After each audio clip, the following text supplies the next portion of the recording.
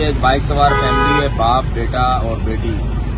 बहन और भाई जो है वो मौके पर ही जाम भाग हो गए और बाप जो है वो शदीद जख्मी है, जिनको जो है अब्बासी अस्पताल मुंतकिल किया गया।